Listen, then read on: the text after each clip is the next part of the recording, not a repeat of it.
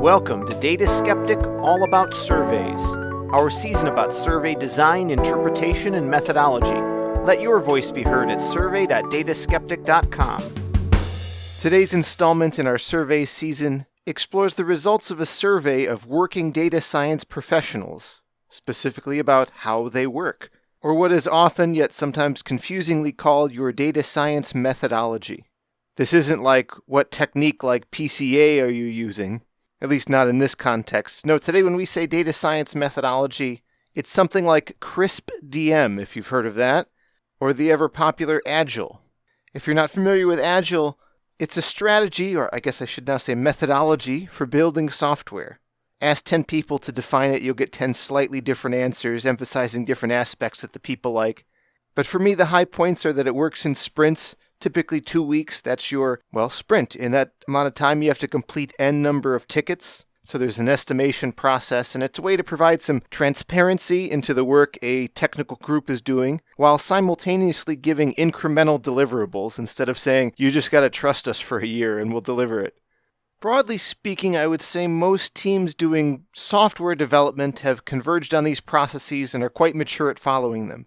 In most cases, data science projects are a lot more like the Wild West. I can estimate how many hours it'll take me to go into React and add a button that does something, and I have to make a new hook for it. But to estimate the time it'll take me to do data cleaning, well, I have so many unanswered questions, and there are so many potentials for pitfalls along the way. And I've seen a lot of organizations struggling trying to fit a square peg in a round hole, making data scientists follow the software engineering process.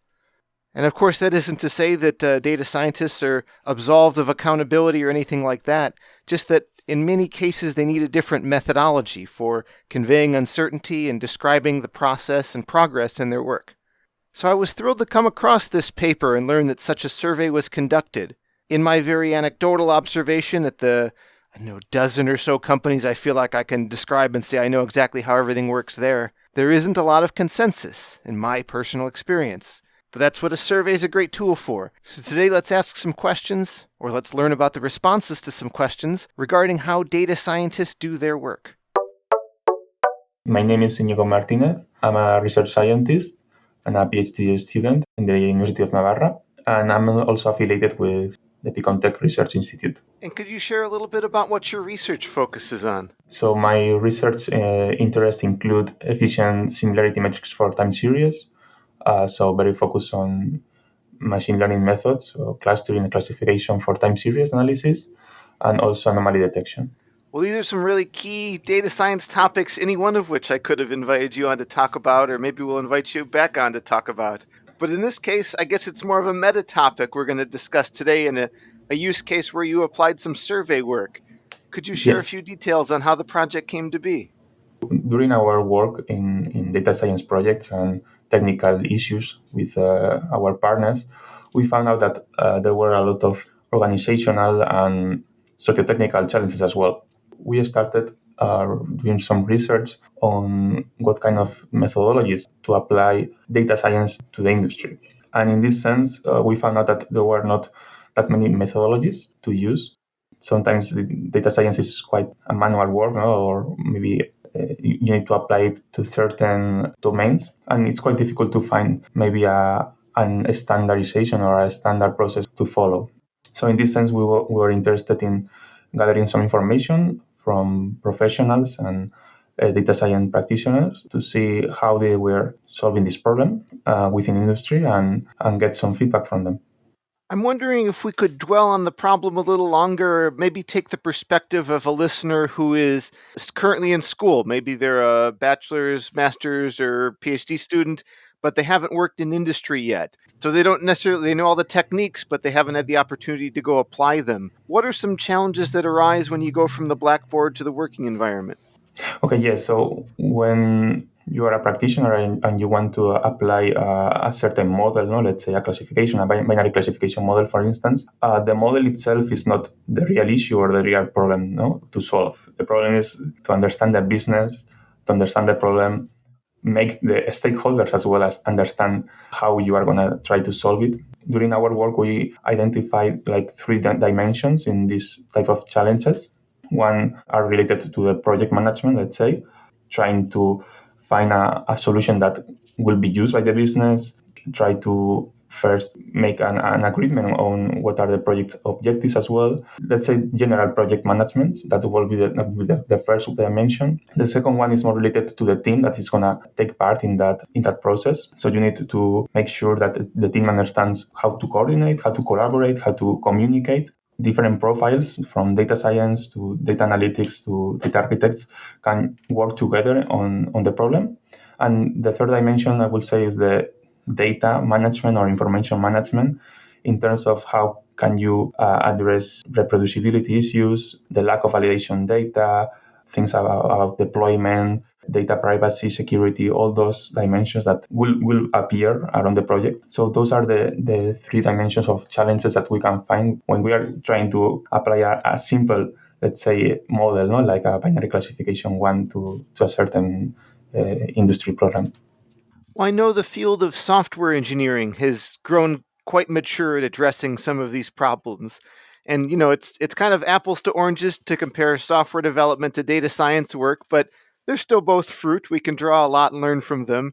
And I hear topics like agile and Kanban coming up a lot in this area. Can we take some learnings from the software world and bring them into the data science world? For sure, there is a lot of work has already been done in software engineering, no? That we can take advantage and leverage in data science projects. I would say that there are quite differences between software engineering projects and data science projects. The first one is the uncertainty, let's say, about the solution. Given the recent developments, no, in terms of machine learning models, we are seeing that there are a lot of options and techniques that we could apply there. In the first stage of the project, the envisioning or the understanding of the project, there is a lot of uncertainty about what are we going to do or how we are going to solve the problem. That's the first difference. The second one is sometimes the quality of the data that is not as you would like, let's say. Mm-hmm. Working with industrial partners sometimes is not as easy as you will predict, let's say. Maybe there is a lack of quality of data, maybe there is inconsistency. The data itself can be a problem in that sense. That can affect the dynamics of the project in terms of, as you were saying, using Agile or Kanban. Maybe sometimes it's quite difficult to estimate how much time you will need to do a certain task. So that overall affects the development of a project. So yeah, these differences between software engineering and data science have led to the development of new methodologies for data science. In a previous work of our department, we reviewed almost 20 methodologies that can be applied in this sense. Some of these methodologies are coming from big technological companies like Microsoft or Domino Lab, for instance, and others are just proposed by other researchers as well. Yeah, there are a lot of methodologies, quite different. If you want to do an industrial project or a more research academic one, yeah, very interesting methodologies out there. Do any of the methodologies, I think you said there were 20 or so that you looked at, do any of them resonate as being clearly the most popular or the leader in any way? The first one, the first methodology that appeared back in 1919 or in the decade of 1990 was the CRISP-DM methodology Mm-hmm. by IBM. This is a very simple methodology that defines five or stages of the project development, no? From the business understanding, data gathering, model building, model validation, and deployment. It's the most usual stages that you can find, no? All around data science. But there were quite few limitations to this methodology that led to the rise of other methodologies. Right now, the most popular one is this one, but I think there lies the problem with the data science methodologies that people are not upgrading or updating their methodologies to new technologies and new problems that arise in data science. Yeah, I've followed some of these over the years, and it's never been clear to me that one is the new way to do it. There seems to be a lot of different evolving schools of thought, and I've always been a little unclear as to what people were actually doing in practice. How can you get some insight there? Yeah, that's quite difficult. Before doing this survey, we tried to contact other researchers and practitioners to see what they were doing. Sometimes it's quite hard to get that information. First, because maybe they don't want to tell, and second, because maybe sometimes it's not that well structured and standardized, so that they they don't even know, no, that they are applying that methodology, and they are just the flow or the usual flow. That's why we are trying to gather more information, for more empirical data about how people were applying data science in industry. And that's the reason why we went ahead for the survey. Yeah, I think a survey is definitely the right measurement tool for learning more here. But of course, it can't just be, a couple hundred people off the street. This is this very specific domain. How did you source your respondents? We use our professional contacts and the internet on the whole, no, to find these data science practitioners. And on the survey, we ran a profile, no, or of the seniority of these people and the country they were from. Thanks to our sponsor, Neptune.ai. 99% of machine learning teams are doing awesome things at a reasonable scale with 4 people and 2 production models. But most of the industry best practices come from a handful of companies operating models at hyperscale. The folks over at Neptune.ai want to change that by sharing insights, tool stacks, and real-life stories from practitioners doing machine learning and ML ops at a reasonable scale. They even built a flexible tool for experiment tracking and model registry that will fit with your workflow at no scale, reasonable scale, and beyond. Check them out at Neptune.ai. And data scientist is a title that many different types of professionals all share. They can be doing very different services for their employers. Do you have a general sense of the common qualities or who the average participant was? Yes, you are totally right. The data scientist position or profile is usually shared by a lot of other profiles. In our survey, we asked the participants to tell us their role, title, let's say. The majority of those were data scientists. We are pretty sure that there are other profiles hidden inside this data scientist answer, such as data engineers, data analysts, or maybe ML engineers as well. No. Yeah. Yeah, but as I was saying, the data scientists were like a quarter of the respondents. The other ones were evenly distributed between data engineers, business analysts, data analysts as well. So yeah, we were also interested in trying to find out or trying to standardize that data scientist title, because I think it can help when you are building your team, your multidisciplinary team, to perfectly frame what type of task, technologies, and models can each of the role work on. Well, it sounds like you've got a good population of people that you were able to sample out of. Can you share a few details about the types of questions that were in the survey? First, we try to make a profile about the respondents, the country they were coming or they are working right now, the title, and their experience level as well. That's for us to understand who is responding these questions. And after that, we were interested in the types of projects they were developing, about questions like project duration, if you usually work in individually or in group, and also the magnitude of the project as well. In another dimension, interested in trying to find what kind of factors or success factors they were identifying for the data science project. They were given like, I think, 10. We also asked them about the factors or the success factors that they could identify for the development of the data science project. So they had to choose between a list of success factors and point out the 3 that for them were the most important ones. And yeah, in the final questions were regarding if they follow data science project methodology, and if they knew about other alternative ones. Well, let's start there since we were talking about methodology already. How much awareness is there of these techniques, CRISP DM and the other ones?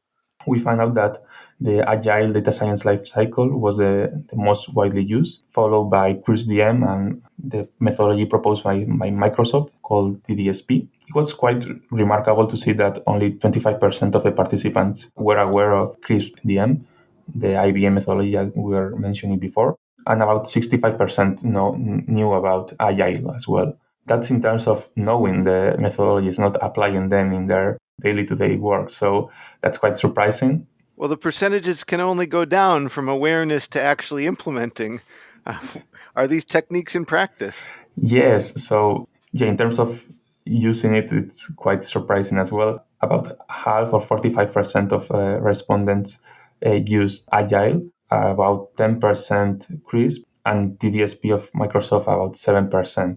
The percentages were pretty low in terms of use. There are quite some limitations maybe for the Microsoft TDSP because you need to be very close to the Microsoft technologies and services to be able to use or to adapt to that. But otherwise, the Agile is quite flexible in this sense, and maybe you don't need to use the whole methodology. You can just take advantage of some of part of it. So yeah, but overall, we were expecting this type of percentages in terms of use.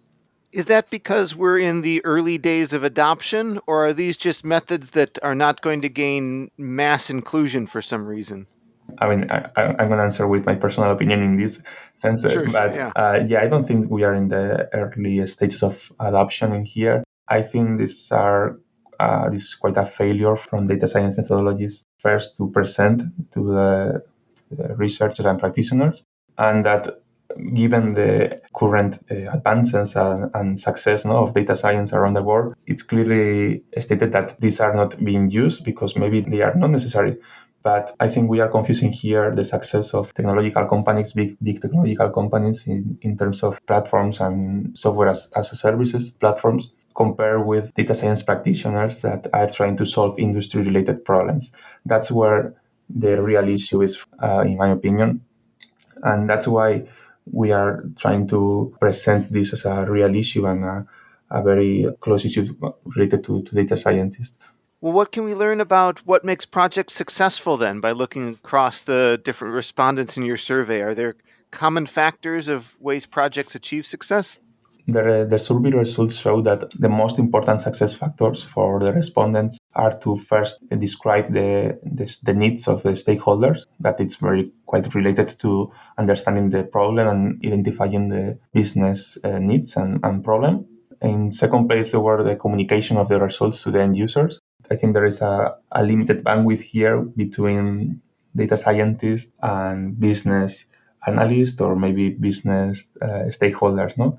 In terms of that maybe they don't speak the same language and it's quite difficult to understand each other, no? In terms of how we are going to apply machine learning data science to this project and what are the outputs that we are going to get in this case. So the communication is essential in this sense. And then if we can mention another one, the third one will be the team collaboration and coordination. For data science to work, you need team collaboration and coordination in terms of data and code analysis as well.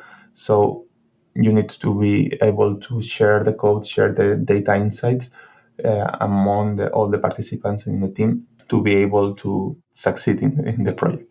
Well, for each of these factors, I would encourage people to check out the paper. There's a great data visualization that can help explain it in an efficient half a page format. But for those only listening, could you share a few insights on how you go about parsing this data? You have all these different people rating a variety of factors by how essential they think it is, absolutely essential, very important, all the way down to not important at all. It's a rich data set, but to try and get insights out of it, you have to find the right way to analyze it. Can you share some thoughts on how you started exploring this data? As you were mentioning, I presented to the respondents about 10 or 12 success factors, and they had to choose between a Likert scale of 1 to 5, from not important at all to absolutely essential. So based on this, we can first estimate what are the weighted average, for instance, to try to identify the most important factors in this sense. Apart from that, we can also use other questions to try to see if there are any latent variables in the answers.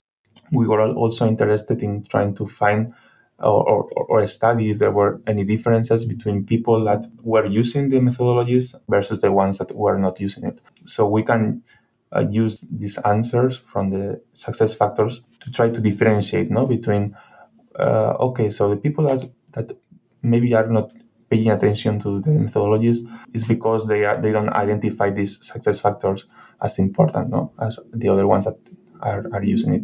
And of the success factors, obviously it's going to be a bias towards them being good because they aren't failure factors.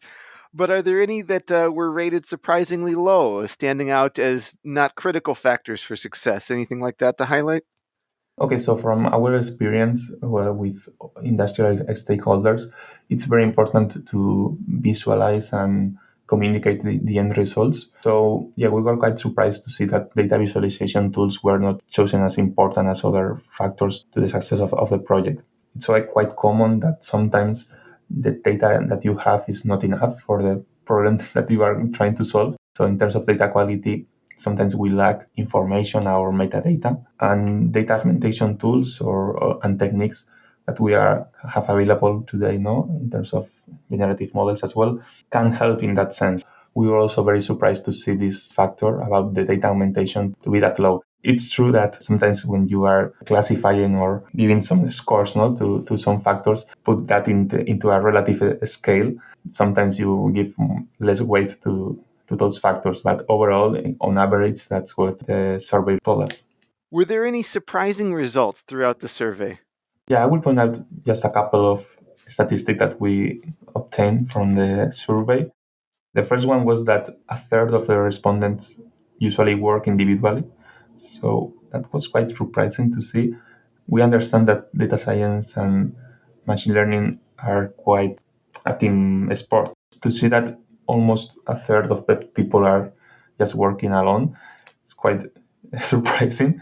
And the other thing that for sure we were expecting is not that surprising, but in terms of gender, almost 80% of the people were identified as male. So there is a huge inequality in that sense, but we were expecting that. And do you have any key takeaways that might help a team become more successful by adopting certain best practices? So yeah, in terms of best practices, there are a lot of recommendations that we will suggest to our listeners. From our side, we try to structure the project into three areas: the project management, the team management, and the data management. For instance, on the team management, it's very important to define the roles of every member and also to help coordinate them with the stakeholders and also among the team members. Team collaboration is also very important. So applying a repository or a workflow in that sense, or having some coding agreements as well can help a lot during the project development. In terms of data management, the first thing that comes to my mind is reproducibility. So the creation of some kind of knowledge repository or documentation that you can follow along without the need to ask somebody about it. And in terms of deployment as well, we put a lot of focus in versioning the code, but also the models that we are deploying and the data that we are using to train and test those models.